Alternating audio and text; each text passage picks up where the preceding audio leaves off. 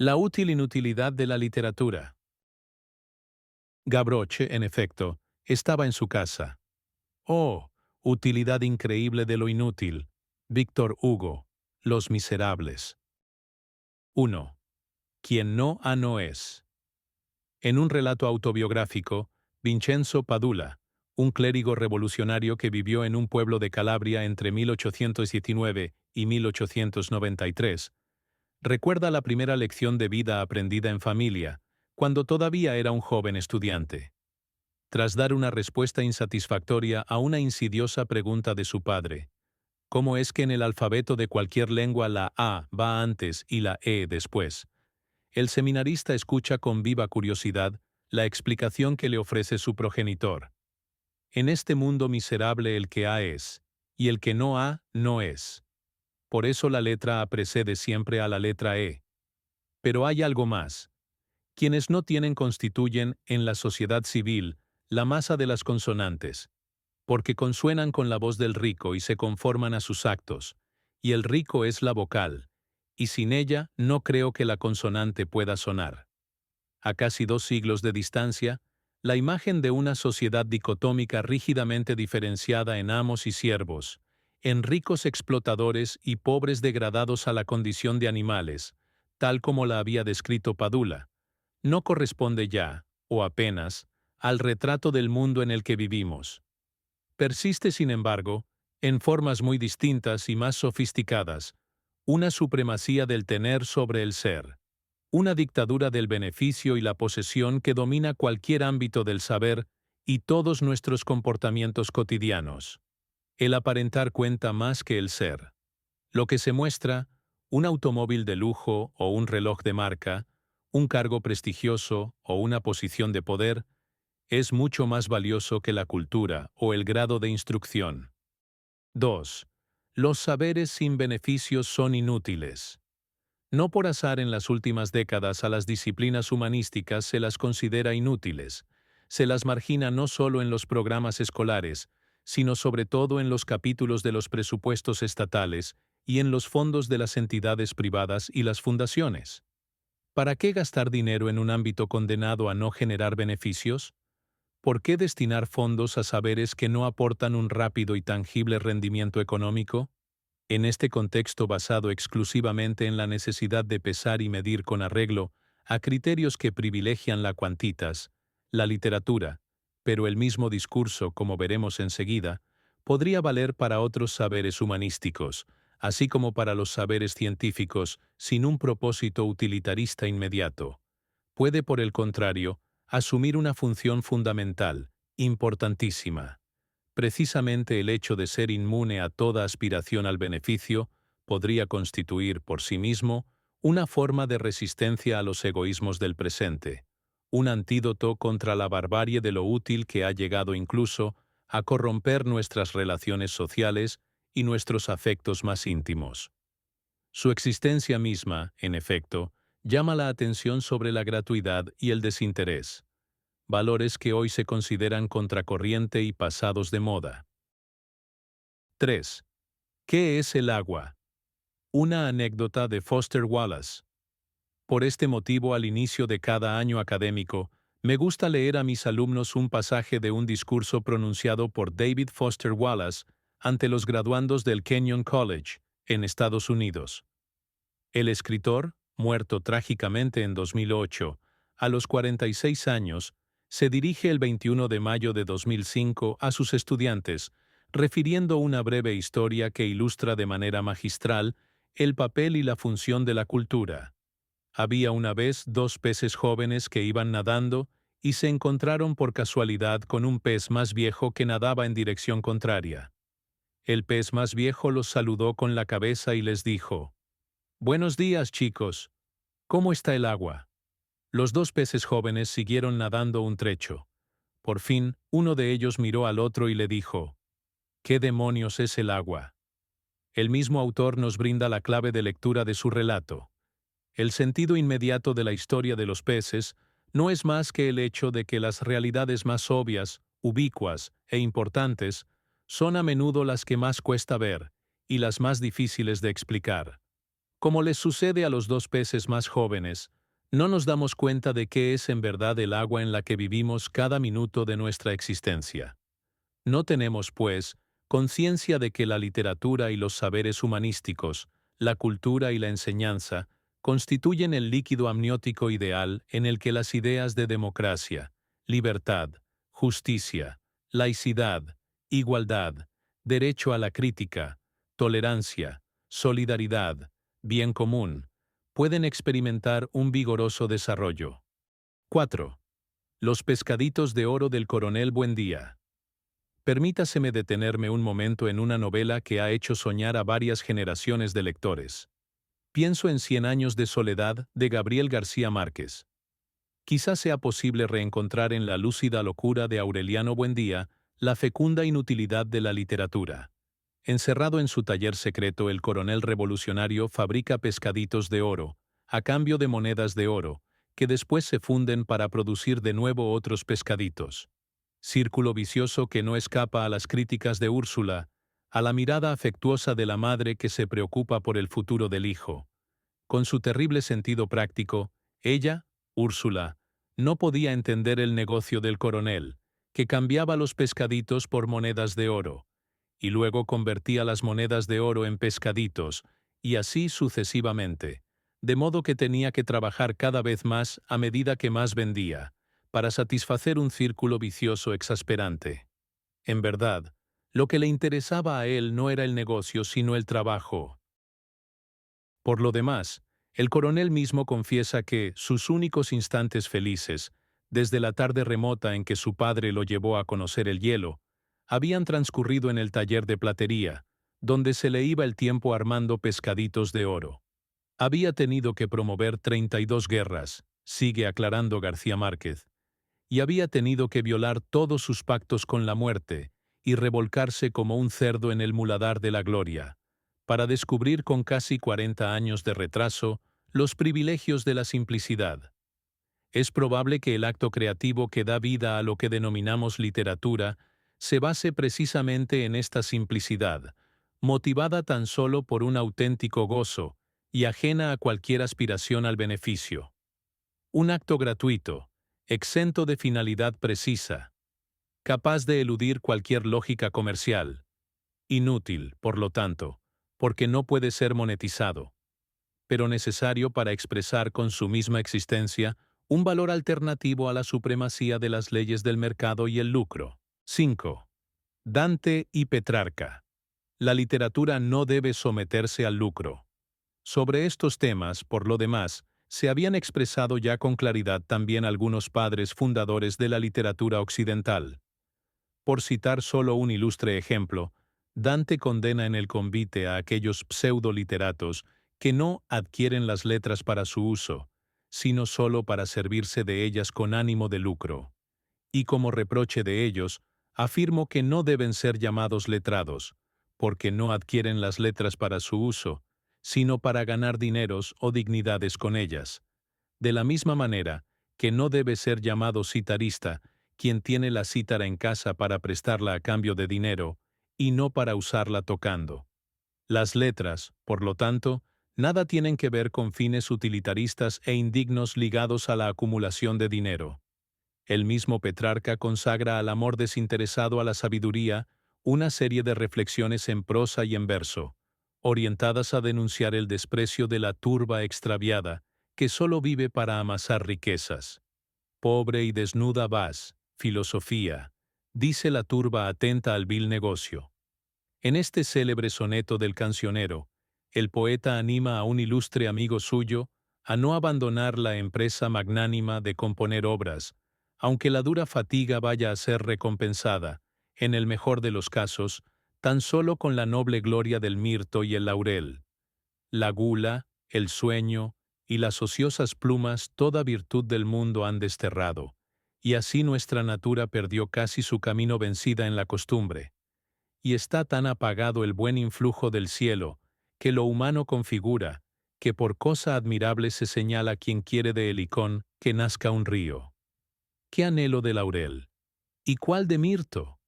Pobre y desnuda vas, filosofía, dice la turba atenta al vil negocio. a pocos hallarás por la otra senda, por lo cual, alma noble, más te pido que tu empresa magnánima no dejes. 6. La literatura utópica y los orinales de oro. El mismo desprecio por el dinero, por el oro, por la plata y por toda actividad encaminada al lucro y el comercio, se encuentra también en la literatura utópica del Renacimiento. En aquellas famosas islas, situadas en lugares misteriosos y lejanos respecto de la civilización occidental, se condena toda forma de propiedad individual en nombre del interés colectivo. A la rapacidad de los individuos se le contrapone un modelo fundado en el amor al bien común. Dejando de lado las indiscutibles diferencias entre estos textos y las limitaciones objetivas de algunos aspectos de la organización social que se propone en ellos, aparecen de manera inequívoca severas críticas a una realidad contemporánea en la que impera el desprecio por la justicia social y el saber. A través de la literatura utópica, en suma, los autores muestran los defectos y las contradicciones de una sociedad europea que ha perdido los valores esenciales de la vida y la solidaridad humana. En la Utopía, 1516, de Tomás Moro, texto fundador del género, los isleños detestan el oro a tal punto que lo destinan a la fabricación de orinales. Ellos, por el contrario, comen y beben en platos y copas de arcilla o de vidrio, extremadamente graciosos a veces, pero sin valor alguno, mientras que el oro y la plata sirven, no solo en los edificios comunes, sino en las casas particulares, para hacer lavavajillas destinadas a los usos más sórdidos y aún los orinales. Así cuidan por todos los medios que el oro y la plata sean tenidos entre ellos en ignominia. Para los utopianos, en efecto, allí donde exista la propiedad privada, todo se mide por el dinero, impidiendo que en el Estado reinen la justicia y la prosperidad. A menos de considerar justo un Estado en que lo mejor pertenece a los peores, y próspero un país en que un puñado de individuos se reparten todos los bienes. De modo semejante, en La Ciudad del Sol, en 1623, de Tommaso Campanella, los solares reconocen en la propiedad y el afán de poseer las causas principales de la corrupción, que impelen al hombre a convertirse en depredador público. Dicen, los solares, que toda propiedad nace y se fomenta por el hecho de que tenemos cada uno domicilios propios y separados, hijos y mujeres propios. De ahí surge el amor propio, pues para elevar al hijo a las riquezas y dignidades, y para dejarlo heredero de muchos bienes, nos volvemos cada uno un depredador público. Campanella, que sitúa la sabiduría en el centro de sus civitas, está convencido de que las riquezas hacen a los hombres insolentes, soberbios, ignorantes, traidores, faltos de amor, presuntuosos en su ignorancia. Los solares, al contrario que los españoles que andan buscando nuevas regiones, llevados del deseo de oro y riquezas, viajan solo para adquirir nuevos conocimientos. Incluso Francis Bacon, que en la literatura utópica ocupa un lugar aparte, no solo porque la propiedad no es proscrita en su Nueva Atlántida, 1627, se cuida con todo de subrayar que sus isleños no comercian por oro, plata o joyas, ni por sedas, ni por especias, ni por algún otro avío de material, sino solo para acrecentar el conocimiento, para recoger información sobre invenciones de todo el mundo, y para procurarse libros de toda clase. Y aunque los principios elitistas que inspiran la Casa de Salomón se fundan en el progreso ilustrado, en un saber práctico y una técnica ligada a las necesidades de la humanidad, el proyecto de Bacon, como sugiere Raymond Trousson, no tiene carácter económico, sino que se basa sobre todo en las exigencias de una ciencia moderna.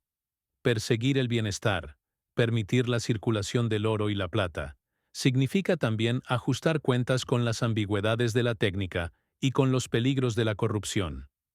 En esta isla, en efecto, los funcionarios se consideran leales servidores del Estado y el bien común, y su código ético les impide aceptar regalos en dinero, como relatan atónitos los extranjeros llegados casualmente a Bensalem.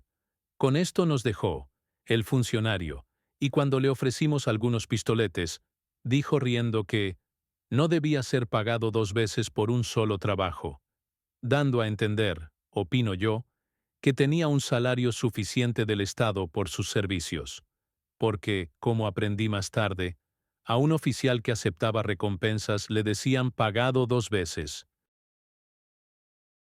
7. T. Hawkins. Buscador de tesoros o numismático. Pero las Islas Fantásticas no solo han sido modelos de sociedad en los que se desprecian las riquezas y la injusticia. Robert Louis Stevenson, en una de las más célebres novelas de aventuras, ha hecho de ellas también un mítico lugar donde las historias de piratas y homicidios se entrelazan con enormes fortunas. En la Isla del Tesoro, todo el relato gira en torno a un tormentoso viaje de la Hispaniola, para recuperar el increíble botín enterrado por el capitán Flint en un oscuro atolón del mar de las Antillas. ¿Cuánto habría costado reunirlo? En términos de sangre y padecimientos, ¿cuántos barcos había enviado al fondo del mar? ¿Cuántos valientes habrían tenido que caminar con los ojos vendados por la tabla de madera? ¿Cuántos cañonazos, engaños, mentiras? ¿Cuánta crueldad? Seguro que nadie sabría echar las cuentas. En un convulso diálogo con el Dr. Livesey, el caballero Trelawney no solo no esconde su admiración por el bucanero Flint. Tanto miedo le tenían los españoles que, a veces, me atrevo a decir que hasta estaba orgulloso de que fuera inglés. Sino que crea de inmediato una compañía con el fin de armar una nave y partir a la conquista del enorme capital que los piratas habían acumulado de manera ilícita. Esta empresa, como sugiere Geminello Albi, revela al mismo tiempo la doblez de los dos caballeros y la relación de parentesco entre la industria societaria de la piratería y los capitalistas. Así, los nuevos conquistadores, listos para apropiarse de las rapiñas del mítico Flint, se apresuran a cazar la ocasión al vuelo.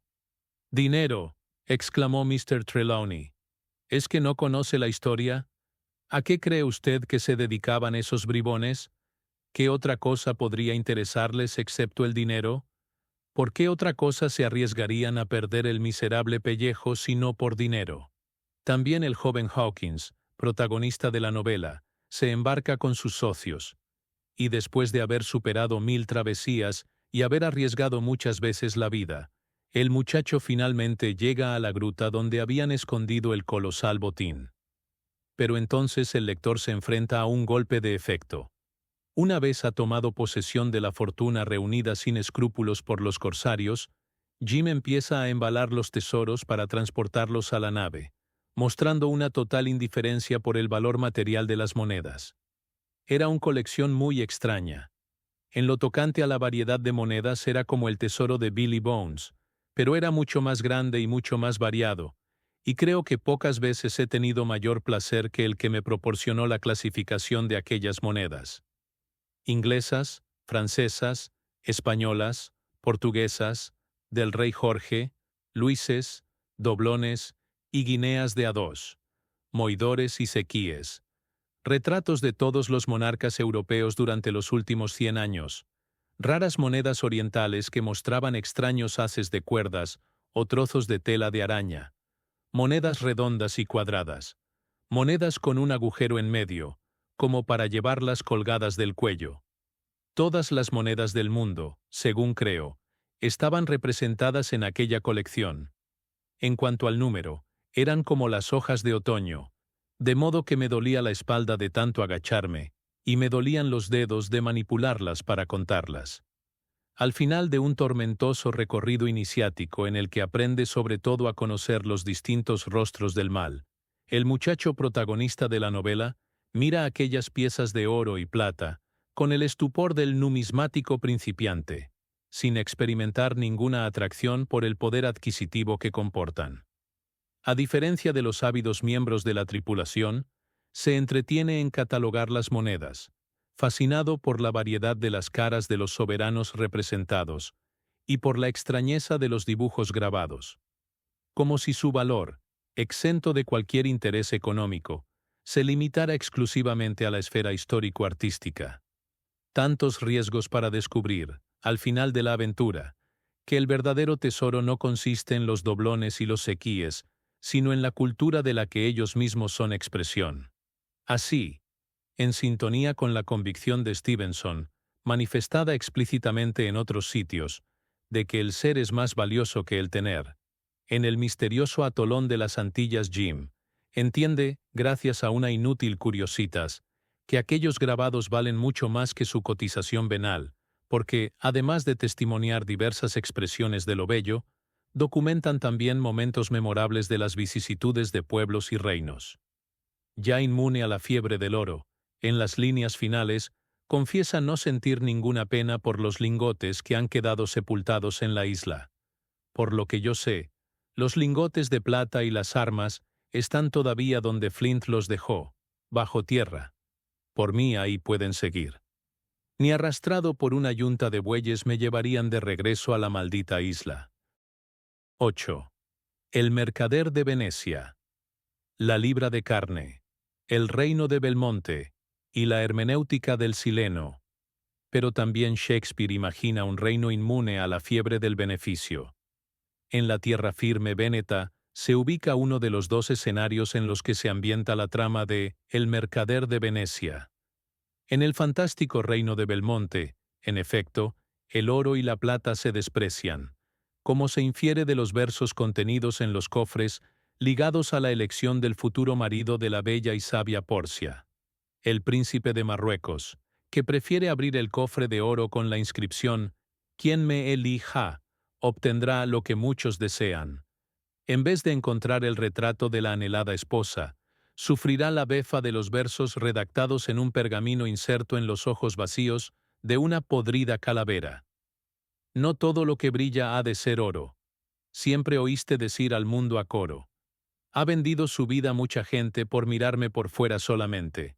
No hay tumba de oro sin gusano y lloro. Si fueras tan sensato como osado, joven de cuerpo y viejo en buen sentido, tal respuesta no habrías recibido. Adiós. Tu pretensión ha fracasado.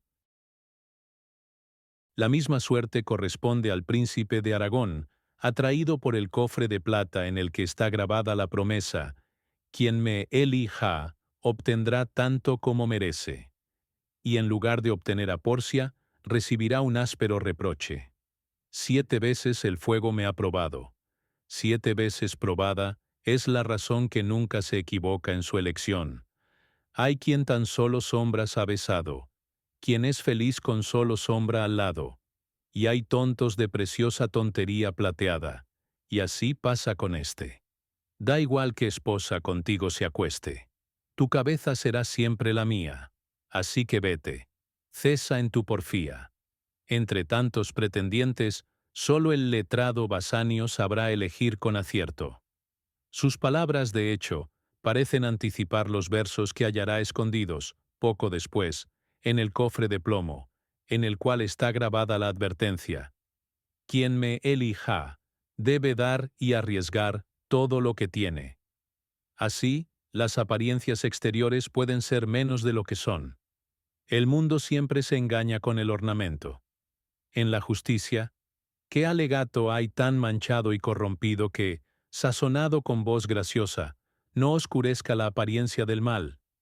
En religión, ¿qué error hay tan condenado que no encuentre alguna seria frente que lo bendiga y autorice con un texto sagrado, ocultando su monstruosidad con bello ornamento? No hay vicio tan sincero que no asuma alguna señal de virtud en su exterior.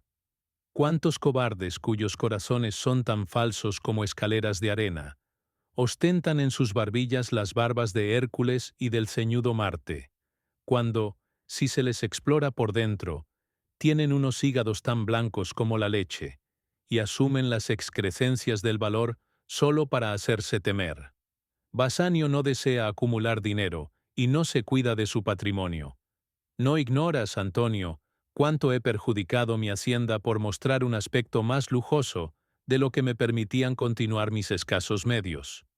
Y aunque en un primer momento el matrimonio con Porcia parezca formar parte de una estrategia para reembolsar las deudas, como confesará a Antonio, y por tu cariño, tengo confianza para revelarte todos mis planes y propósitos para salir de todas las deudas. Cuando se enfrenta a los cofres en la residencia imaginaria, el pretendiente expresa una visión del mundo, centrada en la dialéctica realidad, apariencia. Para el joven veneciano, el aspecto exterior de lo que se manifiesta ante nuestros ojos es engañoso. Hay que saber ver más allá de la superficie para entender que con mucha frecuencia las mentiras se presentan enmascaradas de verdad, y que tras el esplendor del oro y la plata se ocultan infinitas insidias. Así el ornamento no es sino la pérfida orilla de un peligrosísimo mar, el hermoso velo que oculta una belleza india. En una palabra, la verdad aparente que los astutos tiempos ponen para cazar en trampa a los más listos. Así pues, tú, oro fastuoso, duro alimento de Midas, no quiero nada contigo, ni nada contigo, pálida medianera común entre hombre y hombre, sino contigo, pobre plomo, que más bien amenazas en vez de prometer nada. Tu sencillez me conmueve más que la elocuencia, y aquí elijo. Alegría sea la consecuencia. No por azar en el cofre más humilde, el de plomo, Bassanio encontrará el retrato de la amada y los versos que premian su sabiduría. Tú, que no eliges por lo que se ve, ten ahora fortuna de verdad. El amante, por lo tanto, conquista a Porcia inspirándose en la figura del Sileno, que había sido relanzada muchas veces en el Renacimiento por diversos autores, entre ellos Pico, Erasmo, Rabelais, Ronsard, Tasso y Bruno. Fundada en el topos del Sócrates sileno, descrito por Alcibíades en el banquete, esta imagen se convierte en un instrumento hermenéutico para explicar el funcionamiento de los textos y el mundo. Debe rebasarse necesariamente la corteza para descubrir, tras la apariencia, la verdadera esencia de las cosas. El envoltorio, en definitiva, no cuenta. Un precepto que vale para juzgar no solo las palabras, sino también las cosas y los hombres. En Venecia, por el contrario, prevalecen valores opuestos a los defendidos en el reino de Belmonte. Aquí, en un contexto en el que afloran una serie de conflictos sociales y religiosos, los temas de la usura y el comercio dominan la escena a tal punto que los mismos seres humanos son equiparados a mercancías y monedas. Antonio, para ayudar a Bassanio, pide al judío Shylock un préstamo de 3.000 ducados. El mercader veneciano sabe bien a qué peligro se expone. El acreedor es descrito como un sileno invertido. Un alma mala, mostrando testimonio sagrado. Es como un bribón con cara sonriente. Una hermosa manzana de corazón podrido. Ah, qué buen exterior tiene la falsía. La indemnización acordada, en efecto, no es en dinero, sino que consiste en una libra de carne que el acreedor mismo podrá cobrar, cortando el cuerpo del deudor. La indemnización se fijará en una libra exacta de vuestra hermosa carne, para ser cortada y quitada de la parte de vuestro cuerpo que me plazca. Y al no poder satisfacer el contrato, a causa de la frustrada vuelta de sus naves, Antonio es conducido a los tribunales por el rico usurero que, sin más demora, quiero tener su corazón. Pretende que se cumplan los acuerdos. A la inhumanidad que muchas veces se le reprocha a Shylock, le hace eco la inhumanidad que, en la escena precedente, el mismo judío había reprochado a los cristianos. ¿Un judío no tiene ojos? ¿No tiene un judío manos, órganos, dimensiones, sentidos, afectos, pasiones? ¿No se alimenta con la misma comida? ¿No es herido por las mismas armas? ¿No está sujeto a las mismas enfermedades? ¿No se cura por los mismos medios? ¿No se enfría y se calienta con el mismo invierno y el mismo verano que un cristiano? Si nos pincháis, ¿no sangramos? Si nos hacéis cosquillas, ¿no nos reímos? Y si nos ofendéis, ¿no nos vamos a vengar? Corresponderá a Porcia, bajo el ropaje de Baltasar, doctor en leyes, dirimir el conflicto. El contrato deberá cumplirse al pie de la letra. El judío deberá cortar con toda precisión lo que le pertenece. Una libra de carne, sin una gota de sangre, pero ni un gramo más, ni un gramo menos. La indemnización se pesará con una balanza de orfebre, y a la mínima variación, Shylock perderá vida y bienes. Así que prepárate a cortar la carne. No viertas sangre, ni cortes más ni menos, sino 1 libra justa de carne. Si tomas más o menos de 1 libra justa, aunque sea lo que la haga más ligera o más pesada en el peso, o parte de la 20ª parte de un pobre gramo, más aún, si la balanza se inclina en la diferencia de un pelo, mueres y todos tus bienes quedan confiscados. No se debe derramar sangre de un ciudadano veneciano, cierto, pero, al mismo tiempo, precisamente lo superfluo, lo que excede, o una variación cualquiera de medida, lo que falta, disuadirán al acreedor de reivindicar la letra del contrato. Porcia, al menos por un momento, recordará a Shylock y a Antonio que las leyes del dinero y la usura no pueden transformar a los hombres mismos en mercancías. Sean judíos o cristianos, el falso Baltasar no distingue deliberadamente al uno del otro. ¿Quién es aquí el mercader y quién el judío? Ningún contrato autoriza a equiparar la carne humana con un producto cualquiera de mercado. La vida, contrariamente a cuanto piensa el acreedor, no se identifica con el dinero. Me quitáis la vida cuando me quitáis los medios con que vivo.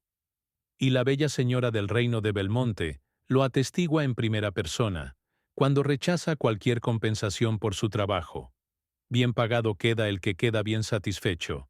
Y al libraros, quedo satisfecho, y por ello me considero bien pagado. Mi ánimo no ha sido nunca mercenario. Una confirmación indirecta de la centralidad del tema de la usura y el dinero en esta pieza procede de los agudos análisis de Karl Marx, que evoca a Shylock en varias obras.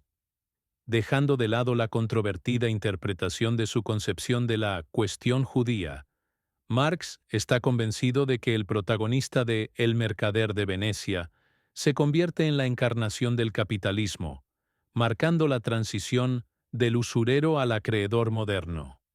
Así, el fantasma de Shylock, que nada tiene que ver con el judío de carne y hueso, deviene, en los escritos que consagra a la usura, metáfora del capital y de la alienación del hombre reducido a dinero y mercancía. Como el judío, como Shylock, expone Luciano Parineto en su ensayo dedicado a Marx y al personaje shakespeariano, el capital posee una nacionalidad quimérica porque, así como no tiene miramientos con nadie, carece igualmente de fronteras.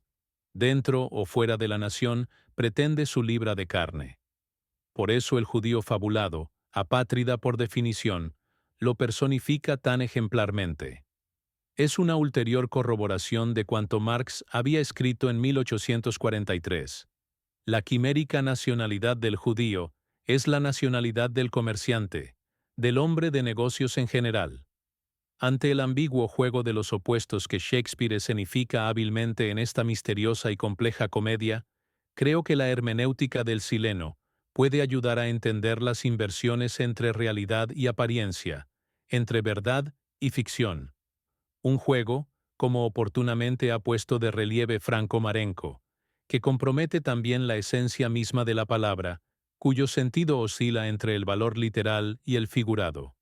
Así, los temas de la usura, del comercio, del crédito y la deuda, del derroche y la acumulación, de la clemencia, del amor heterosexual y homosexual, de la melancolía y la alegría, del conflicto entre judíos y cristianos, de las tensiones religiosas entre radicales y moderados, de las ambiguas relaciones entre oprimidos y opresores, remiten a la relación dialéctica entre res y verba, intus y extra, que domina cada aspecto de la pieza. La misma escena puede asumir significados distintos. Todo depende del punto de vista desde el cual se interpreten los gestos y las palabras de quien actúa. El judío Shylock es víctima y verdugo al mismo tiempo, igual que víctimas y verdugos son los cristianos que se enfrentan con él. Ante la misma situación hay quien ríe y hay quien llora. La alusión de Porcia al filósofo llorón remite ciertamente al topos de Heráclito y Demócrito. Lo cómico y lo trágico conviven en el mismo espacio. En efecto, para los personajes, en el escenario, y para los espectadores, en el teatro del mundo, la misma escena puede suscitar alegría en algunos y tristeza en otros. La incertidumbre y la relatividad, como ha subrayado Agostino Lombardo, impregnan el perfil entero de la obra. Habría que evocar y discutir otras muchas cuestiones importantes, pero, en esta breve reflexión, he querido solo analizar uno de los muchos hilos que podrían ligar Venecia al reino imaginario de Belmonte, en el cual el oro y la plata nada valen en comparación con las melodías de los pájaros o las bellezas naturales. Lorenzo, en armonía con algunas reflexiones de la misma Porcia, lo expresa con claridad cuando sostiene que el hombre insensible a la música puede ceder fácilmente a la violencia utilitarista de engaños y robos. El hombre que no tiene música en sí mismo y no se mueve por la concordia de dulces sonidos, está inclinado a traiciones, estratagemas y robos. Las emociones de su espíritu son oscuras como la noche, y sus afectos, tan sombríos como el erebo. No hay que fiarse de tal hombre. Atiende a la música. Aquí, en esta isla fantástica inventada por Shakespeare, donde, como recuerda el cofre de plomo, el dar vale más que el tener. La gratuidad y lo inútil parecen estar al abrigo de la fuerza destructiva del dios dinero, del utilitarismo más inhumano que condena a los hombres a convertirse en esclavos del beneficio y a transformarse en mercancía común. 9. Aristóteles. El saber carece de utilidad práctica. También la cultura debe ser preservada de la fuerza corrosiva del dinero y el beneficio. Aristóteles ha escrito páginas importantes sobre el valor intrínseco del saber en su metafísica. Es mérito suyo haber formulado con claridad la idea de que el conocimiento en los grados más altos no constituye una ciencia productiva, y que los hombres comienzan y comenzaron siempre a filosofar, movidos por la admiración. Precisamente el estupor ante aquellos fenómenos sorprendentes más comunes los estimuló a emprender la quête. Y por lo tanto, si es cierto que los hombres filosofaron para huir de la ignorancia, es claro que buscaban el saber en vista del conocimiento, y no por alguna utilidad. Es, pues, evidente que no la buscamos, esta ciencia, por ninguna otra utilidad, sino que, así como llamamos hombre libre al que es para sí mismo y no para otro, así consideramos a esta como la única ciencia libre, pues ésta sola es para sí misma. En esta libertad de la filosofía, caracterizada por el rechazo a ser esclava de lo útil, se funda la divinitas de los seres humanos. Por eso también su posesión podría con justicia ser considerada impropia del hombre. 10. Teórico puro, o filósofo rey. Las contradicciones de Platón. Aristóteles, de este modo, resuelve netamente la continua tensión que existía en Platón entre el filósofo interesado en la pura teoría y el filósofo comprometido en la política. En el Teeteto, en efecto, Sócrates distingue entre esclavos y hombres libres, entre quienes frecuentan los tribunales y quienes se dedican exclusivamente a la filosofía. Los que han rodado desde jóvenes por tribunales y lugares semejantes parecen haber sido educados como esclavos, si los comparas con hombres libres, educados en la filosofía y en esta clase de ocupaciones. Los hombres libres no tienen problemas de tiempo y no han de rendir cuentas a nadie, mientras que los esclavos están condicionados por la clepsidra y por un amo que decide. Los hombres libres disfrutan del tiempo libre al que tú hacías referencia, y sus discursos los componen en paz y en tiempo de ocio. Y no les preocupa nada la extensión o la brevedad de sus razonamientos, sino solamente alcanzar la verdad. Los otros, en cambio, siempre hablan con la urgencia del tiempo, pues les apremia el flujo constante del agua, de la clepsidra. Además, no pueden componer sus discursos sobre lo que desean, ya que la parte contraria está sobre ellos, y los obliga a atenerse a la acusación escrita, que una vez proclamada, señala los límites fuera de los cuales no puede hablarse. Esto es lo que llaman juramento recíproco. Sus discursos versan siempre sobre algún compañero de esclavitud y están dirigidos a un amo que se sienta con la demanda en las manos. Estos últimos, animados por el objetivo que persiguen, saben cómo adular a su amo con palabras y seducirlo con obras. Así, con sus almas mezquinas, renuncian a toda forma de rectitud. La esclavitud que han sufrido desde jóvenes les ha arrebatado la grandeza de alma, así como la honestidad y la libertad, al obligarlos a hacer cosas tortuosas y al deparar a sus almas, todavía tiernas, grandes peligros y temores, que no podían sobrellevar aún con amor a la justicia y a la verdad. Entregados así a la mentira y a las injurias mutuas, tantas veces se encorvan y se tuercen, que llegan a la madurez sin nada sano en el pensamiento. Ellos, sin embargo, creen que se han vuelto hábiles y sabios.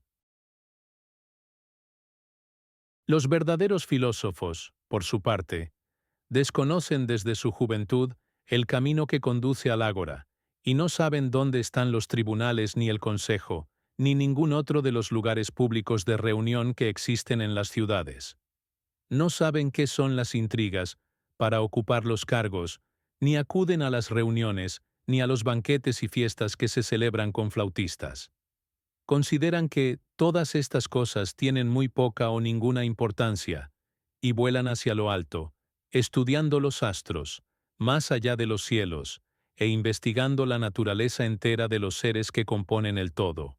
Y una persona así en sus relaciones particulares o públicas con los demás, es fácil que pueda hacer reír no solo a las esclavas tracias, sino al resto del pueblo, y que su torpeza le procure reputación de necedad. Recorrer el camino de la verdadera filosofía, como ha subrayado Paul Ricoeur, significa también exponerse al fracaso en el plano de la vida. Pero, con el fin de conquistar la libertad, el verdadero filósofo busca siempre mantener los ojos vueltos al cielo, y no teme correr el riesgo de acabar, como tales, en un pozo. Esta es la manera de ser que tienen uno y otro, Teodoro. El primero, que ha sido educado realmente en la libertad y en el ocio, es precisamente el que tú llamas filósofo. A este no hay que censurarlo por parecer simple e incapaz, cuando se ocupa de menesteres serviles, si no sabe preparar el lecho, condimentar las comidas o prodigar lisonjas. El otro, por el contrario, puede ejercer todas estas labores con diligencia y agudeza, pero no sabe ponerse el manto con la elegancia de un hombre libre, ni dar a sus palabras la armonía que es preciso para entonar un himno a la verdadera vida de los dioses y de los hombres bienaventurados. En la República, sin embargo, Platón había analizado ya las dos actitudes, dejando entrever la posibilidad de un compromiso del filósofo en la vida pública. Sócrates, en efecto, recuerda a su interlocutor la importancia de la investigación pura como fin en sí misma. Tampoco esa multitud ha prestado suficientemente oídos, bienaventurado amigo, a discusiones bellas y señoriales, en las cuales se busque seriamente la verdad por todos los medios, con el fin de conocerla. Y más adelante, en un contexto dominado por el tema de la educación de los niños, retoma el razonamiento subrayando la necesidad de que la enseñanza no haga compulsiva la forma de la instrucción, porque el hombre libre no debe aprender ninguna disciplina a la manera del esclavo. Pero, como con razón ha puesto de relieve Mario Begetti, existen varios tipos de gobernantes filósofos en la República. Y precisamente a estos filósofos que se forman por sí solos, mediante estudios privados, y que se mueven por el exclusivo deseo de conocer, en el teeteto, se evoca también, entre otras cosas, el mito hesiódico de Iris, la filosofía, hija de Taumante, la admiración. Platón les pide excepcionalmente reinar. Basileuen. A ellos les incumbe formar a los arcontes y a los dialécticos que dirigirán la ciudad futura. 11. Kant. El gusto por lo bello es desinteresado. A partir de Immanuel Kant, la cuestión del desinterés se adueñará directamente también del juicio estético.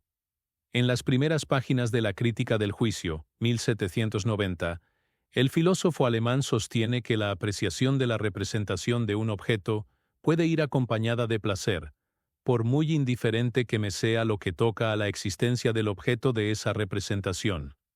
Se ve fácilmente que cuando digo que un objeto es bello y muestro tener gusto me refiero a lo que de esa representación haga yo en mí mismo, y no a aquello en que dependo de la existencia del objeto. Pero esta proposición, que es de una importancia capital, no podemos dilucidarla mejor que oponiendo a la pura satisfacción desinteresada en el juicio de gusto, aquella otra que va unida con el interés. Para Kant, el interés está estrechamente conectado con el placer y con la existencia del objeto. Y dado que todo interés presupone una necesidad o la produce, y como fundamento de determinación del aplauso, no deja ya que el juicio sobre el objeto sea libre. La del gusto en lo bello es la única satisfacción desinteresada y libre, pues no hay interés alguno, ni el de los sentidos ni el de la razón, que arranque el aplauso. Basándose en esta noción de desinterés, el filósofo alemán formulará su célebre definición del gusto. Gusto es la facultad de juzgar un objeto, o una representación mediante una satisfacción o un descontento, sin interés alguno. El objeto de semejante satisfacción llámase bello. 12. Ovidio. Nada es más útil que las artes inútiles. Entre los literatos, Ovidio, atento fustigador, en las metamorfosis, de la infame pasión de poseer, amor sceleratus habendi, afronta de manera explícita la cuestión de la utilidad de lo inútil. En una de las Epistulae exponto, dirigida a su amigo Aurelio Cota Máximo Mesalino, el poeta confiesa cultivar lo inútil. Por más que te esmeres en encontrar qué puedo hacer, no habrá nada más útil que estas artes, que no tienen ninguna utilidad. Aun considerándola, alguna vez, como un remedio contra los dolores del exilio, gracias a ellas, consigo olvidarme de mi desgracia. Ovidio sabe bien que de la poesía no se puede extraer ninguna verdadera ventaja. Hasta ahora, ninguna de mis obras, aunque las recuerdes todas, me aprovechó y, ojalá que no me hubiese perjudicado ninguna. Al contrario, tal vez la causa de sus infortunios debe atribuirse precisamente a sus versos. Pero, a pesar de todo, ante la pregunta por las razones de la escritura, te preguntas pues, admirado, ¿por qué escribo? El poeta no duda en responder que permanece ligado a un estudio inútil. Del mismo modo, yo conservo con constancia esta afición inútil. Como le sucede al gladiador que, pese a sus heridas, vuelve a combatir o al marinero que, aun habiéndose salvado de un naufragio, no puede evitar hacerse de nuevo al mar. 13. Montaigne. No hay nada inútil, ni siquiera la inutilidad misma. No hay libro que pueda sacudir nuestra interioridad como los ensayos de Montaigne. Sin embargo, el autor declara haberse dedicado a la escritura no por un objetivo preciso. El único fin que me he propuesto con él, mi libro, es doméstico y privado, sino para referir, en la intimidad, como ha sugerido brillantemente Fausta Garavini, los miedos y las defensas de un ser que se descubre fragmentario y diversificado. Así, lector, soy yo mismo la materia de mi libro. No es razonable que emplees tu tiempo en un asunto tan frívolo y tan vano. Un libro inútil, por lo tanto, que se concibe en la biblioteca construida precisamente donde había habido un guardarropa, el lugar más inútil de la casa. Montaigne pasa ahí el tiempo, en soledad, estudiando para divertirse y no para ganar nada. Estudio en este momento para distraerme, nunca por la ganancia. Y estudia sabiendo perfectamente que a la filosofía se la considera una cosa de nula utilidad y nulo valor. Es muy notable que las cosas en nuestro siglo hayan llegado al punto de que la filosofía sea, aun para la gente de entendimiento, un nombre vano y fantástico, que se considera de nula utilidad y nulo valor. Pero, no obstante, Montaigne no se rinde. Al contrario, en diferentes ocasiones, el filósofo nos invita a reconocer la inutilidad de los bienes que acostumbran a considerarse útiles. Habría que suscitar en los hombres desdén por el oro y la seda como cosas vanas e inútiles, pero acrecentamos su honor y valía, lo cual es una manera muy inepta de hacer que los aborrezcan. El autor de los ensayos sabe bien que muchas de sus cualidades, que no merecen reproche, son completamente inútiles, en un siglo muy depravado. Aun aquellas de mis características que no merecen reproche, me parecían inútiles en este siglo.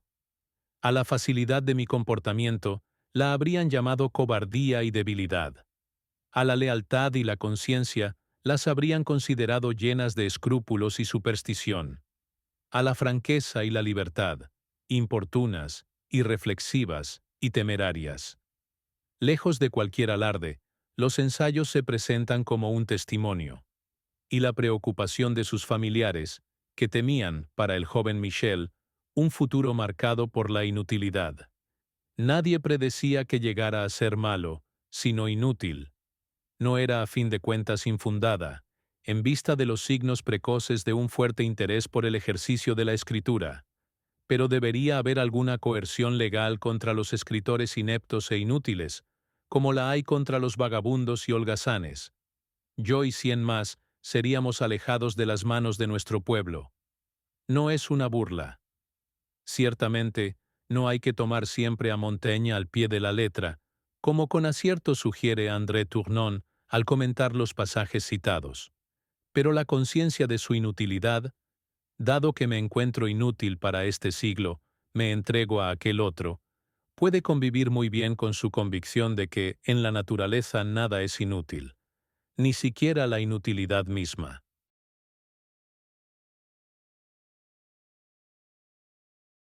14.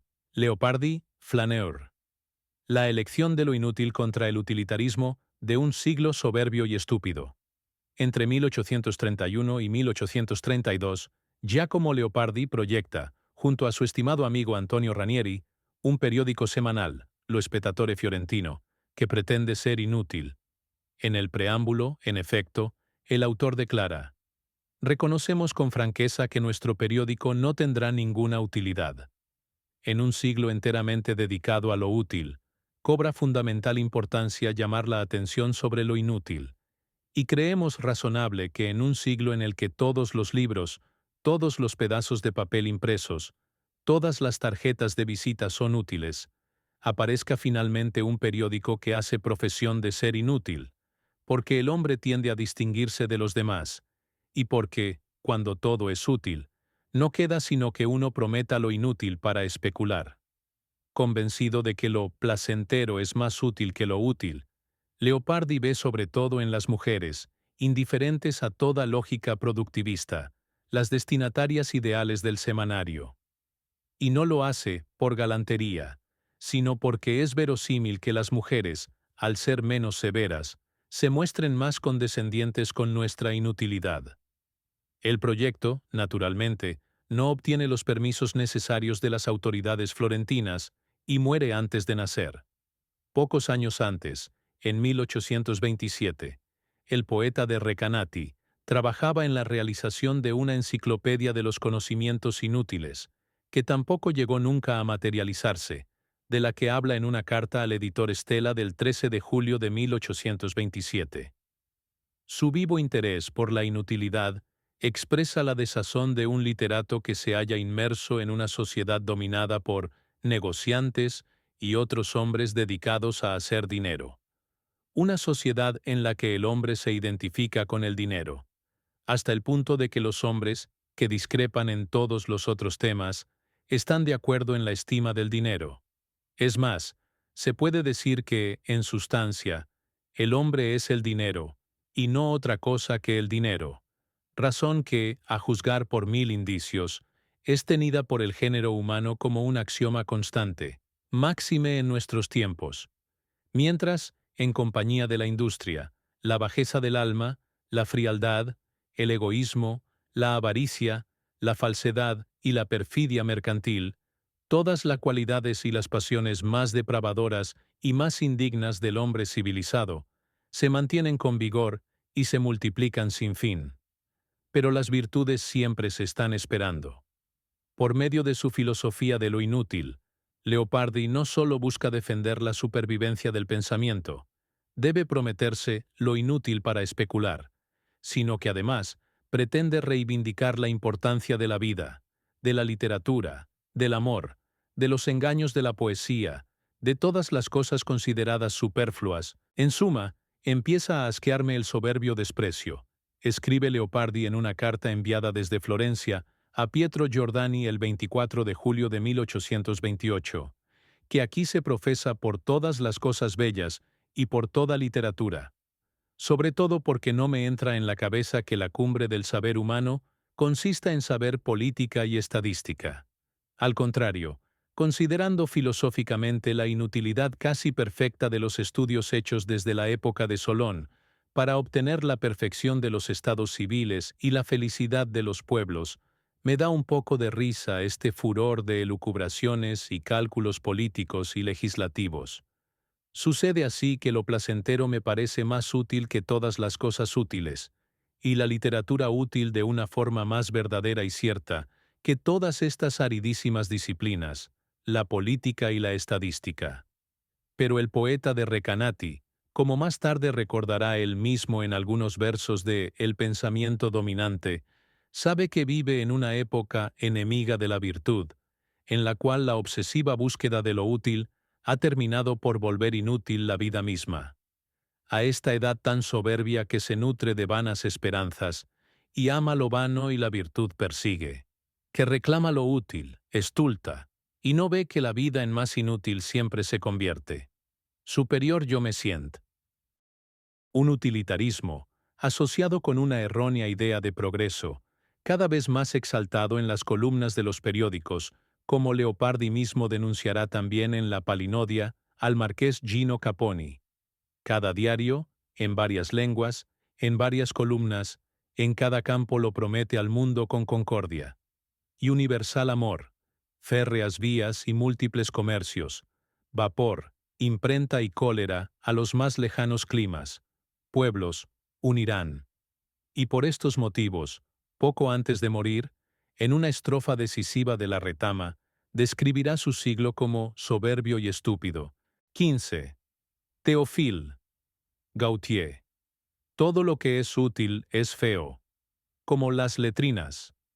Algunos años después del singular proyecto de Leopardi, consagrado a un semanario inútil, Théophile Gautier conducirá a las más extremas consecuencias la batalla contra el moralismo que imperaba entre ciertos críticos utilitaristas, verdaderos policías literarios, prestos a apresar y apalear en nombre de la virtud toda idea que circule por un libro con el sombrero puesto de través o la falda arremangada un poco demasiado arriba, asusados y patrocinados por periódicos, sean del color que fueren, rojos, verdes o tricolores. Paco 7, que se presentaban como útiles. En 1834, a la edad de 23 años, el autor de Mademoiselle de Maupin antepone a su novela un largo prefacio, que llegará a ser no solo el manifiesto del llamado arte por el arte, sino, más en general, la elocuente reacción de una generación en revuelta contra aquellos que tienen la pretensión de ser economistas y quieren reconstruir la sociedad de arriba abajo. No, imbéciles, no, cretinos y papudos como sois. Un libro no hace sopa de gelatina. Una novela no es un par de botas descosidas, ni un soneto una jeringa de chorro continuo. Un drama no es un ferrocarril. Todas ellas cosas esencialmente civilizadoras y que hacen que la humanidad avance por el camino del progreso. Acusado en el diario Le Constitutionnel de escribir artículos indecentes, Gautier responderá brillantemente a los ataques con un lenguaje irónico, desdeñoso, lleno de metáforas y alusiones. Un panfleto pirotécnico en el cual el autor, más allá de la disputa ocasional, expresa su poética, fundada esencialmente en una idea de arte y de literatura, libre de cualquier condicionamiento moral y utilitarista. En verdad, hay motivo para reírse con ganas al oír disertar a los utilitarios republicanos o sansimonistas. Hay dos clases de utilidad, y el sentido de este vocablo nunca es sino relativo. Aquello que es útil para uno no lo es para otro. Usted es zapatero, yo soy poeta. Para mí resulta útil que mi primer verso rime con el segundo. Un diccionario de rimas, por tanto, me beneficia por su gran utilidad. A usted de nada le serviría para echar suelas a un par de viejos zapatos, y es justo decir que una chaira a mí de nada me serviría para hacer una oda. Tras lo cual usted objetará que un zapatero está muy por encima de un poeta, y que es más fácil prescindir de uno que del otro. Pero sin pretender rebajar la ilustre profesión de zapatero, a la que honro tanto como a la profesión de monarca constitucional, confesaré humildemente que yo preferiría tener mi zapato descosido que mi verso mal rimado, y que pasaría muy gustoso sin botas antes que quedarme sin poemas. Gautier, cuyas proezas poéticas Jan Starobinski ha puesto metafóricamente en relación con las de un acróbata, insiste en distintos momentos en el hecho de que, por desgracia, en las páginas de estos periódicos, las cosas bellas de la vida no se consideran indispensables, hasta el punto de juzgar más útil plantar coles donde había tulipanes. Nada de lo que resulta hermoso es indispensable para la vida. Si se suprimiesen las flores, el mundo no sufriría materialmente. ¿Quién desearía, no obstante, que ya no hubiese flores? Yo renunciaría antes a las patatas que a las rosas, y creo que en el mundo solo un utilitario sería capaz de arrancar un parterre de tulipanes para plantar coles. En este contexto dominado por el más siniestro utilitarismo, no es sorprendente que si alguien osa preferir Miguel Ángel al inventor de la mostaza blanca, se arriesgue a ser tomado por loco. ¿Para qué sirve la música? ¿Para qué sirve la pintura? ¿Quién sería tan loco como para preferir Mozart al señor Carrel, un periodista de Le Nacional, y Miguel Ángel al inventor de la mostaza blanca? No asombra tampoco que en los periódicos utilitaristas los libros aparezcan anunciados junto a cinturones elásticos, cuellos de crinolina, biberones de tetina inalterable, la pasta de Regnault y las recetas contra el dolor de muelas. Pero Gautier está convencido de que frente a esta trivialidad tan extendida no basta con una blanda reacción. Al contrario, apoyándose en su estilo paradójico, lleva hasta el extremo el ataque al utilitarismo, tejiendo un elogio de lo inútil provocativo y radical. Solo es realmente hermoso lo que no sirve para nada. Todo lo que es útil es feo, porque es la expresión de alguna necesidad, y las necesidades del hombre son ruines y desagradables, igual que su pobre y enfermiza naturaleza. El rincón más útil de una casa son las letrinas. Sería en verdad interesante, y creo que no se ha hecho nunca con atención, analizar estas páginas de Gautier sobre lo inútil en paralelo con las de Leopardi. Y entre las muchas convergencias, no debería ciertamente pasarse por alto la presencia del Vesubio. En su prefacio, en efecto, el escritor francés saca también a colación el volcán y las ciudades romanas sepultadas por su erupción. La retama está escrita en 1836, pero se publicará póstuma en 1845, como testimonio del pseudo-progreso contemporáneo. Vaya, y decís que estamos progresando. Si mañana un volcán abriese su bocaza en Montmartre y lanzase sobre París un montón de cenizas y una tumba de lava, como en otros tiempos hiciera el Vesubio en Estavia, Pompeya y Herculano, y cuando, dentro de unos miles de años, los arqueólogos de esa época hicieran excavaciones y exhumaran el cadáver de la ciudad muerta, decidme qué monumentos habrían quedado en pie para testimoniar del esplendor de la gran enterrada. A siglos de distancia, los arqueólogos exhumarían solo productos industriales y manufacturados en serie. Y, salvo algunas excepciones, las verdaderas obras de arte serían exclusiva expresión de los milenios anteriores. Esta es la razón por la que, para Gautier, justamente los objetos superfluos, las cosas que no tienen ninguna utilidad se revelan, en cuanto a expresiones de lo bello, como las más interesantes y placenteras.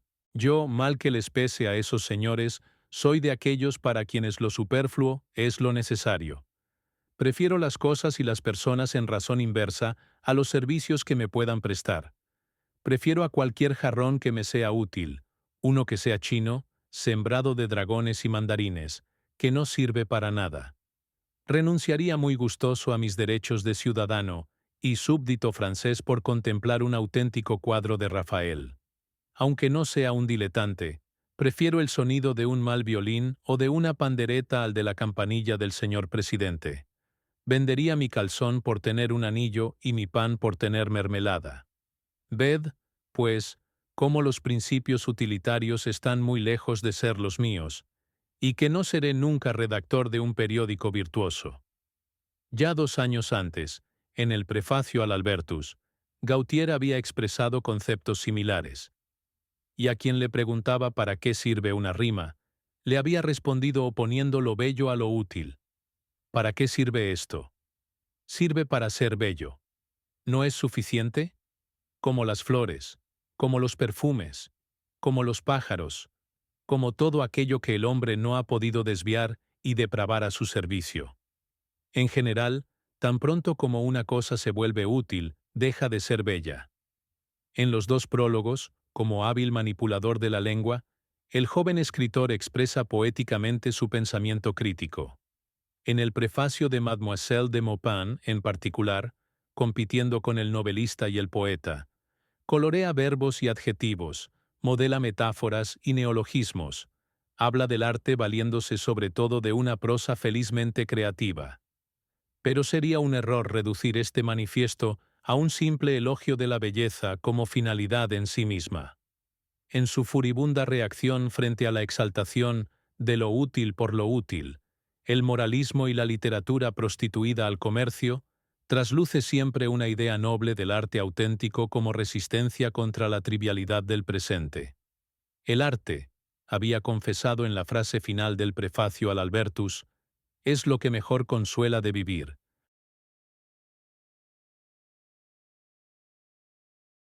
16. Baudelaire. El hombre útil es espantoso.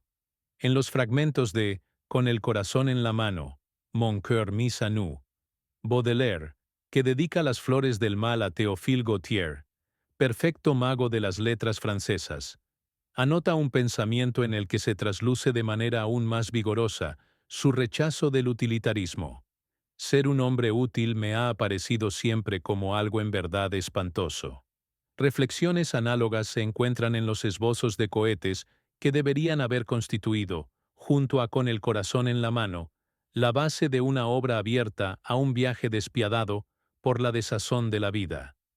Para el poeta es signo evidente del contemporáneo envilecimiento de los corazones, ver que los jóvenes corren hacia el comercio con el único objetivo de ganar dinero.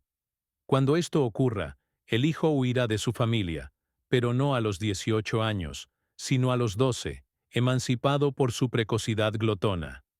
La abandonará no en busca de aventuras heroicas, no para liberar a una belleza prisionera en lo alto de una torre, no para inmortalizar una buhardilla con pensamientos sublimes, sino para fundar un comercio, para enriquecerse, y para hacerle la competencia a su infame papá. Y mientras que todo será objeto de crítica y condena, salvo el dinero, cualquier cosa que se asemeje a la virtud será considerada inmensamente ridícula. Incluso la justicia prohibirá la existencia de aquellos ciudadanos incapaces de enriquecerse. La corrupción se adueñará de las familias hasta el punto de que mujeres e hijas se convertirán en viles mercancías con las que comerciar. Tu esposa, oh burgués, tu casta mitad, cuya honra es para ti el fundamento de la poesía, al introducir en la legalidad una infamia irreprochable, guardiana vigilante y amorosa de tu caja fuerte, ya no será sino el ideal perfecto de la mujer mantenida. Tu hija, con nubilidad infantil, soñará desde la cuna que se vende por 1.000.000. Y tú mismo, oh burgués, menos poeta aún de lo que lo eres hoy, serás incapaz de contestar cualquier cosa, pero no te pesará lo más mínimo. En las últimas anotaciones de Con el corazón en la mano, Baudelaire expresa todo su desprecio por el comercio y las formas más triviales de egoísmo. El comercio es, por su esencia, satánico. El comercio es lo prestado devuelto. Es el préstamo con el sobreentendido siguiente: devuélveme más de lo que te doy. La mente de todo comerciante está totalmente viciada. El comercio es natural, por consiguiente, es infame. El menos infame de todos los comerciantes es el que dice: seamos virtuosos para ganar mucho más dinero que los imbéciles que son viciosos. Para el comerciante, la honradez constituye una lucrativa especulación. El comercio es satánico, porque es una de las fuerzas del egoísmo, y la más baja, y la más vil. Un mundo, este del utilitarismo y el beneficio, en el cual es difícil que la poesía y la intimidad puedan encontrar un espacio. Gracias a los progresos de estos días, de tus entrañas ya solo te quedarán las vísceras. 18. Boccaccio. Pan y poesía. Frecuentar a las musas, que Giovanni Boccaccio identifica con las mujeres de carne y hueso, ayuda a vivir mejor. En el Decamerón, en efecto, el escritor polemiza con sus detractores, obsesionados por la búsqueda de tesoros, que le invitan a pensar en el pan más que en las fábulas de los poetas. Pero, ¿qué diremos a aquellos que de mi fama tienen tanta compasión que me aconsejan que me busque el pan? Ciertamente no lo sé, pero, queriendo pensar cuál sería su respuesta, si por necesidad se lo pidiera a ellos, pienso que dirían: búscatelo en tus fábulas. Y ya más han encontrado entre sus fábulas los poetas que muchos ricos entre sus tesoros, y muchos ha habido que andando tras de sus fábulas hicieron florecer su edad, mientras por el contrario, muchos al buscar más pan del que necesitaban, murieron sin madurar. Las fábulas de los poetas, con independencia de la cantidad de pan que permiten procurarse, son necesarias para entender las cosas esenciales que nos hacen falta, y, sobre todo, nos enseñan a defendernos de la obsesión por las ganancias, y lo útil que, como sucede con los que persiguen las riquezas, acaba siendo a menudo la causa principal de una muerte prematura. 19. García Lorca. Es imprudente vivir sin la locura de la poesía. Al filósofo inglés y a los detractores de la poesía les han respondido indirectamente, en el curso de los siglos, numerosos poetas y literatos. Pero, en particular, las palabras pronunciadas por Federico García Lorca cuando presenta algunos versos de Pablo Neruda hacen que vibren las cuerdas de nuestro corazón. Yo os aconsejo oír con atención a este gran poeta y tratar de conmoveros con él cada uno a su manera. La poesía requiere una larga iniciación como cualquier deporte, pero hay en la verdadera poesía un perfume, un acento, un rasgo luminoso que todas las criaturas pueden percibir, y ojalá os sirva para nutrir ese grano de locura que todos llevamos dentro, que muchos matan para colocarse el odioso monóculo de la pedantería libresca, y sin el cual es imprudente vivir. Este apasionado testimonio, en el cual un gran poeta habla de otro gran poeta, estaba dedicado sobre todo a los estudiantes presentes en un aula de la Universidad de Madrid en 1934. A aquellos jóvenes lectores, García Lorca les dirigía una calurosa invitación a nutrir con la literatura ese grano de locura que todos llevamos dentro, sin el cual sería en verdad imprudente vivir. 20. La locura de Don Quijote, héroe de lo inútil y lo gratuito. Y precisamente a la locura se deben las extraordinarias aventuras de uno de los personajes que han marcado la historia de la literatura mundial. El mítico Don Quijote podría ser considerado el héroe por excelencia de la inutilidad. Nutrido de novelas de caballerías, decide forzar la realidad corrupta de un tiempo en que el vicio triunfa de la virtud. Pero no es merecedora la depravada edad nuestra de gozar tanto bien como el que gozaron las edades, donde los andantes caballeros tomaron a su cargo y echaron sobre sus espaldas la defensa de los reinos, el amparo de las doncellas, el socorro de los huérfanos y pupilos, el castigo de los soberbios y el premio de los humildes. En contra de la opinión de sus contemporáneos, convencidos de que todos los libros de caballería son falsos, mentirosos, dañadores e inútiles para la República, hasta el extremo de arrojarlos sin piedad a la hoguera. El valeroso hidalgo no duda en emprender la difícil senda del caballero, persuadido de que la cosa de que más necesidad tenía el mundo era de caballeros andantes, y de que en él, Don Quijote mismo, se resucitase la caballería andantesca. Sin tener en cuenta las limitaciones de su físico, seco de carnes, enjuto de rostro, las limitaciones de sus armas y de su armadura de cartón piedra. Y lo primero que hizo fue limpiar unas armas que habían sido de los bisabuelos, que tomadas de orín y llenas de moho, luengos siglos había que estaban puestas y olvidadas en un rincón. Las limitaciones de su rocín, que tenía más cuartos que un real y más tachas que el caballo de Gonela, que tantum pelis et osa fuit. Nuestro héroe se aventura por caminos sin camino. Todas sus empresas están inspiradas por la gratuidad, por la única necesidad de servir con entusiasmo a sus ideales. Y en las conversaciones con Sancho Panza y con sus interlocutores casuales, en las que, con mucha frecuencia, se traslucen las reservas de una sociedad que no puede concebir que haya acciones desligadas de toda suerte de finalidad utilitarista, Don Quijote confiesa despreciar las riquezas, desprecio la hacienda, y tomar solo en consideración la honra. Por lo demás, ¿cómo podría imaginarse el amor sin la gratuidad? Los caballeros andantes, en efecto, deben proteger a la mujer amada, sin que se extiendan más sus pensamientos que a servilla por solo ser ella quien es, sin esperar otro premio de sus muchos y buenos deseos, sino que ella se contente de aceptarlos por sus caballeros. Cervantes, en definitiva, hace de la contradicción uno de los grandes temas de su novela. Si la invectiva contra los libros de caballerías suena como una incitación al desengaño, en el Quijote encontramos también la exaltación de la ilusión, que a través de la pasión por los ideales, alcanza a dar sentido a la vida. No por azar, como ha subrayado con agudeza el gran cervantista Francisco Rico, nuestro héroe expresa un amor extraordinario hacia el relato y muestra un ávido interés por la vida de los demás. Lo inútil y gratuito de las aventuras del caballero de la triste figura puede en todo caso dejar una impronta. Revela la necesidad de afrontar con valentía también las empresas destinadas al fracaso. Existen derrotas gloriosas de las que, con el tiempo, pueden surgir grandes cosas. La verdad adelgaza y no quiebra, y siempre anda sobre la mentira, como el aceite sobre el agua.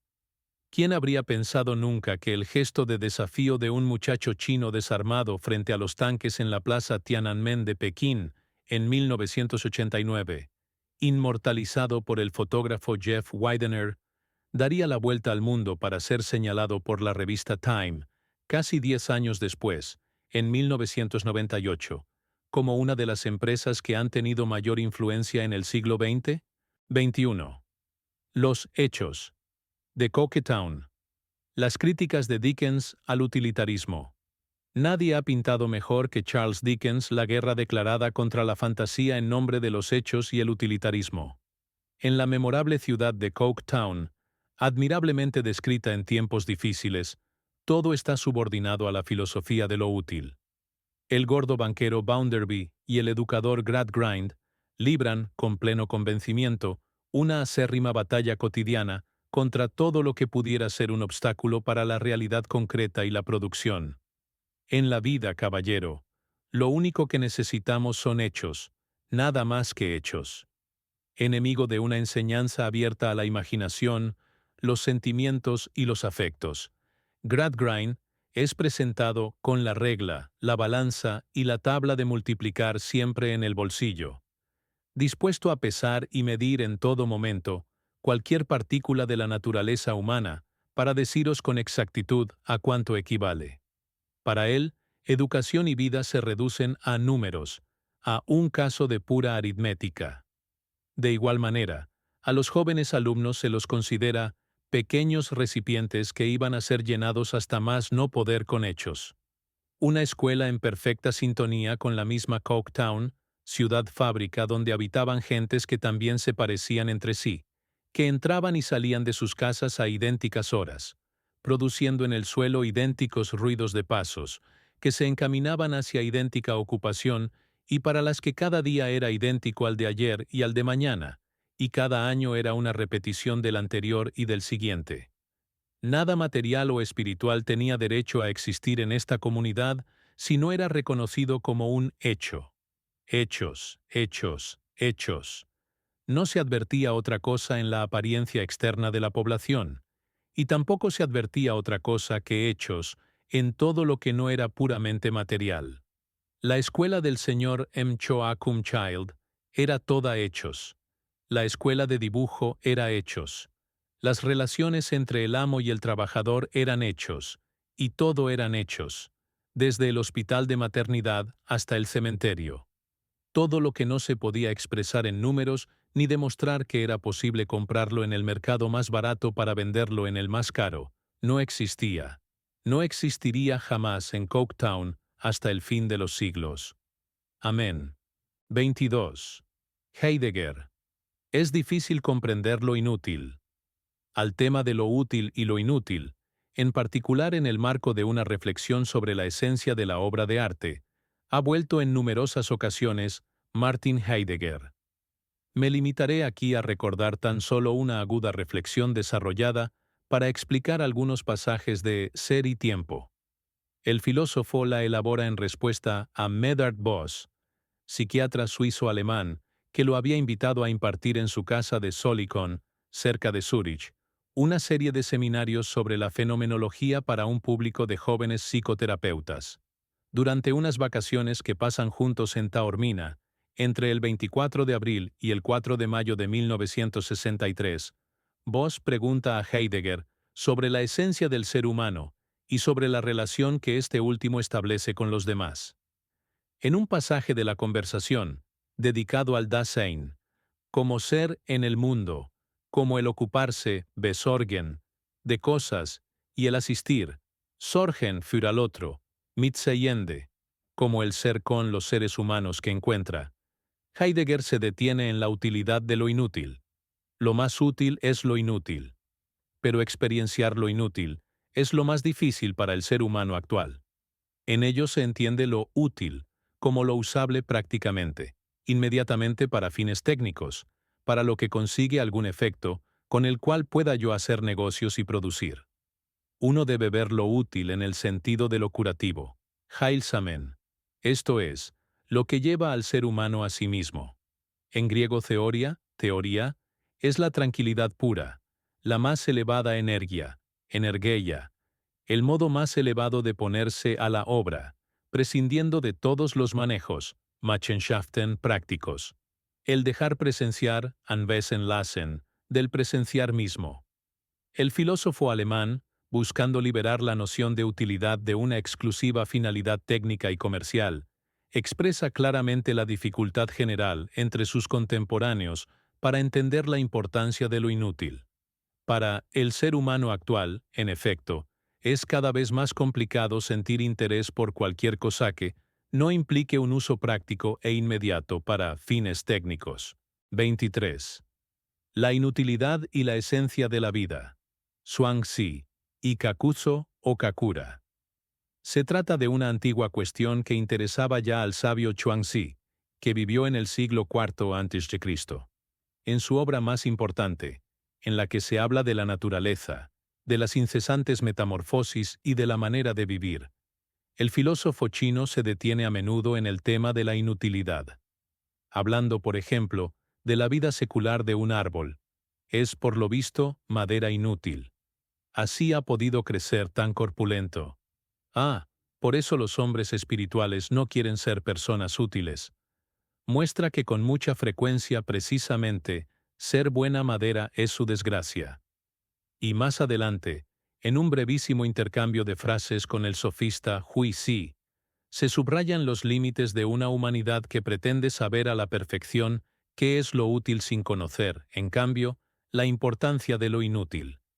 Hui Si dijo a Zhuangzi: «La doctrina de su merced no es útil para nada». Zhuangzi le contestó: «Solo cuando se conoce la inutilidad puede comenzarse a hablar de la utilidad». Por su parte, el japonés Kakuzo o Kakura hace remontar al descubrimiento de lo inútil el salto que ha señalado el paso de la Veritas a la Humanitas.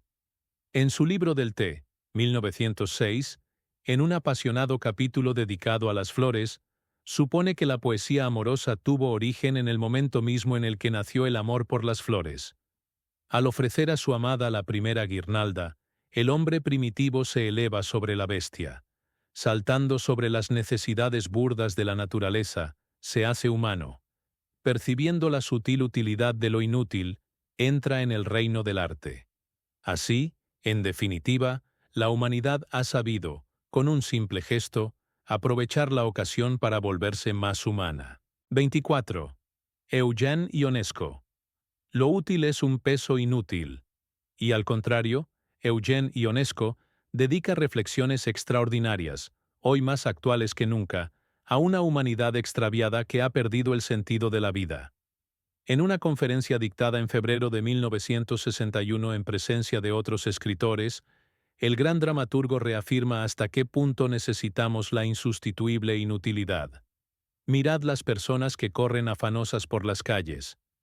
No miran ni a derecha ni a izquierda, con gesto preocupado, los ojos fijos en el suelo como los perros. Se lanzan hacia adelante, sin mirar ante sí, pues recorren maquinalmente el trayecto, conocido de antemano. En todas las grandes ciudades del mundo es lo mismo.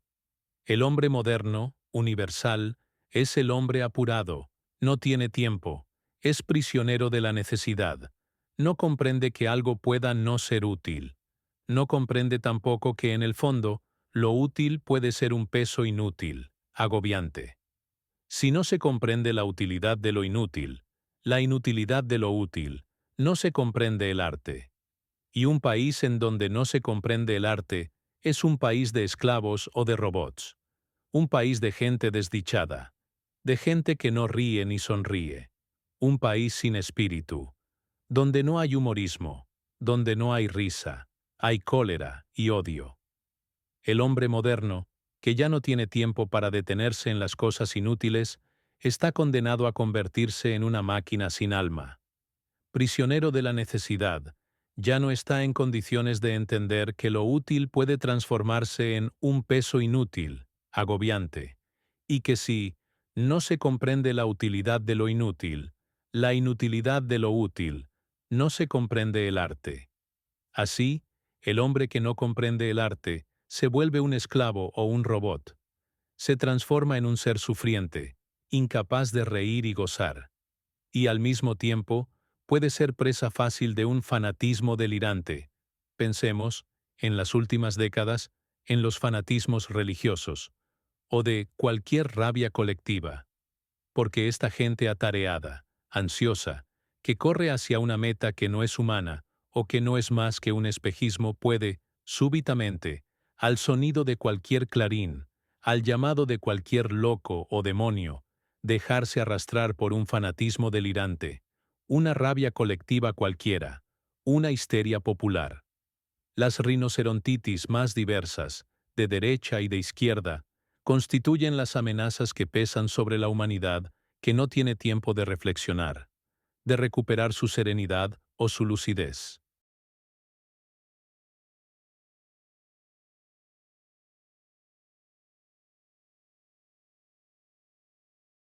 (25) Italo. Calvino. Lo gratuito se revela esencial.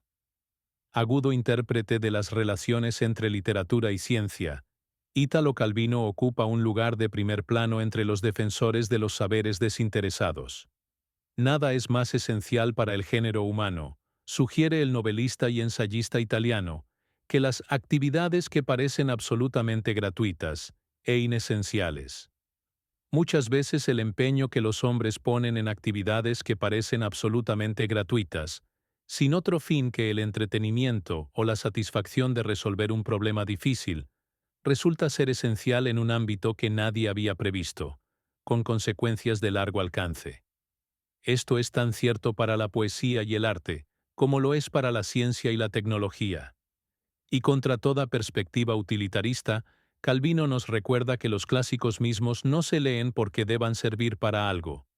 Se leen tan solo por el gusto de leerlos, por el placer de viajar con ellos, animados únicamente por el deseo de conocer y conocernos.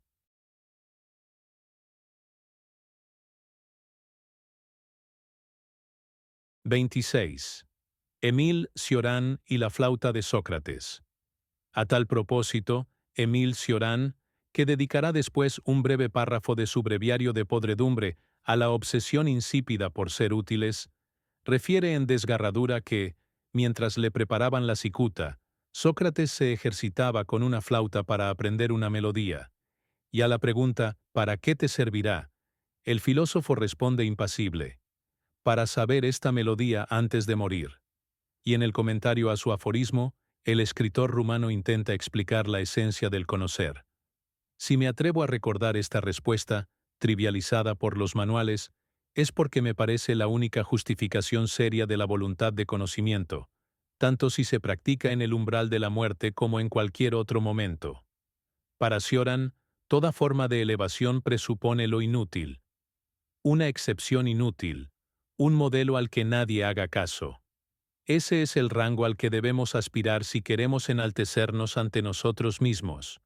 Pero, pese a ser conscientes de que ninguna creación literaria o artística está ligada a un fin, no hay duda de que, en el invierno de la conciencia que estamos viviendo, a los saberes humanísticos y a la investigación científica sin utilitarismo alguno, a todos estos lujos considerados inútiles, les corresponde cada vez más la tarea de alimentar la esperanza, de transformar su inutilidad en un utilísimo instrumento de oposición a la barbarie del presente, en un inmenso granero en el que puedan preservarse la memoria y los acontecimientos injustamente destinados al olvido.